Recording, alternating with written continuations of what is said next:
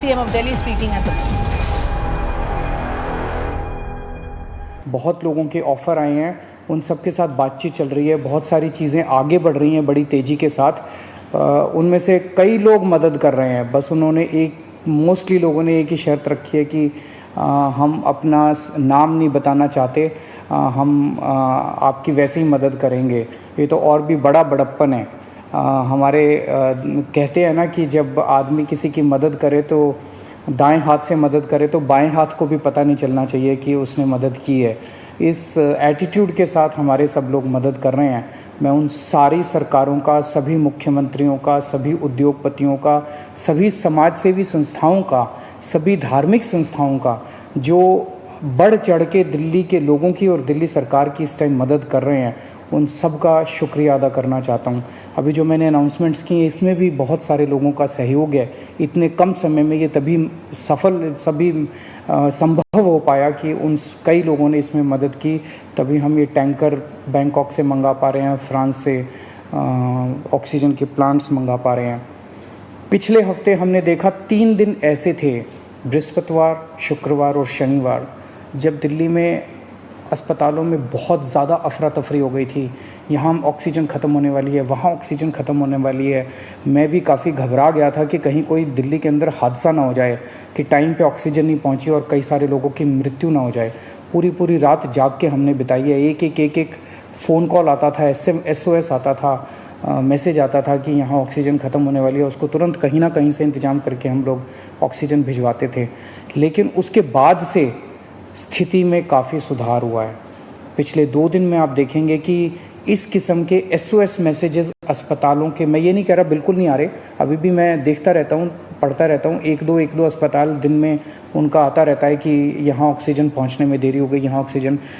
लेकिन जो हालत बृहस्पति, शुक्र और शनि को थी, बिल्कुल पागलपन वाली हालत, ऐसी पिछले 2-3 दिन में अब नहीं है। और इसके लिए दिल्ली सरकार और केंद्र सरकार की टीम्स ने बैठ के, दोनों के अफसरों की टीम्स ने बैठ के बहुत मेहनत की है। कई सारे इश्यूज़ थे इसके ट्रांसपोर्टेशन को लेके, और वो बहुत सारे इश्यूज़ थे जो सॉर्ट आउट किए गए हैं। मैं केंद्र सरकार के उन सभी अधिकारियों का और केंद्र सरकार का तहे दिल से शुक्रिया अदा करना चाहता हूँ, जिन्होंने इस कठिन घड़ी में हम लोगों का सहयोग किया। और आज सुबह केंद्र सरकार ने केंद्र सरकार भी इंपोर्ट कर रही है कई सारे टैंकर्स दिल्ली के लिए। 5 अलग से टैंकर केंद्र सरकार ने हमें दिए हैं, उसके लिए भी मैं केंद्र सरकार का शुक्रिया अदा करना चाहता हूँ। अगले 1 महीने के अंदर दिल्ली में हम 44 ऑक्सीजन के प्लांट्स लगाने जा रहे हैं, 44। इसमें 8 प्लांट्स केंद्र सरकार लगा रही है, वो कुछ बीच में डिले हो गया था, जो भी कारण रहे, लेकिन अब उम्मीद है कि 30 अप्रैल तक ये शायद 8 प्लांट्स लग के तैयार हो जाएंगे। और 36 प्लांट्स ऑक्सीजन के दिल्ली सरकार लगा रही है, जिसमें से मैंने बताया जैसे आपको 21 प्लांट्स फ्रांस से आ रहे हैं और बाकी 15 प्लांट्स हमारे देश के हैं। तो 36 ऑक्सीजन के प्लांट्स अगले 1 महीने के अंदर दिल्ली सरकार लगा रही है। इन 44 प्लांट्स को अलग अलग अस्पतालों में जब लगाया जाएगा तो उससे ऑक्सीजन की सप्लाई काफ़ी इम्प्रूव होगी। एक ये देखने में आ रहा है कि ये वाली जो वेव आई है ये ज़्यादा खतरनाक है। एक तो फैल ज़्यादा रही है, बहुत तेज़ी से फैल रही है, और जो लोग बीमार हो रहे हैं वो ज़्यादा सीरियस होते जा रहे हैं। तो इस वक्त सबसे ज़्यादा डिमांड ICU के बेड्स की है। मेरे पास जितने फ़ोन आते हैं, सर कहीं से ICU के बेड के इंतज़ाम कर दीजिए, कहीं से ICU के बेड का इंतज़ाम कर दीजिए। और पूरी कोशिश करने के बावजूद इस समय अस्पताल ओवरलोडेड है। हर अस्पताल कैपेसिटी से ज़्यादा काम कर रहा है, बेड भरे हुए हैं, ICU बेड्स भरे हुए हैं। तो ICU बेड्स को बहुत बड़े स्तर पे विस्तार कर केंद्र सरकार ने 500 ICU बेड्स हम लोगों को बना के दिए DRDO के एयरपोर्ट के पास।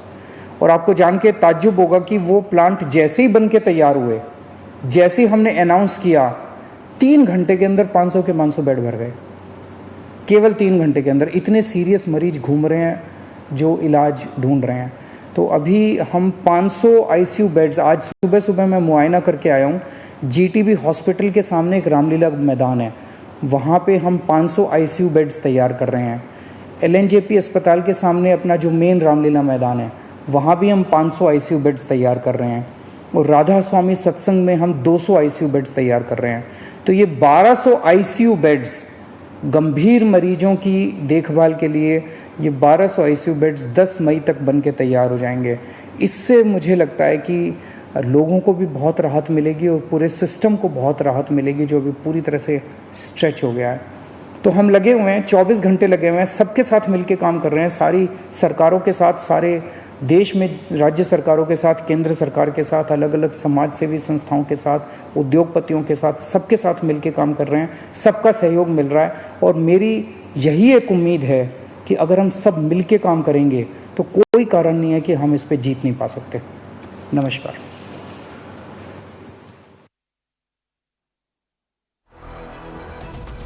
Well, you heard Arvind Kejriwal there talking about the current situation. The first big point that he makes here is that the oxygen crisis is being addressed and the situation is not as bad anymore. What he tells us is that about 5 tankers arranged by the center and around 18 tankers being ordered from Bangkok is what the Chief Minister says.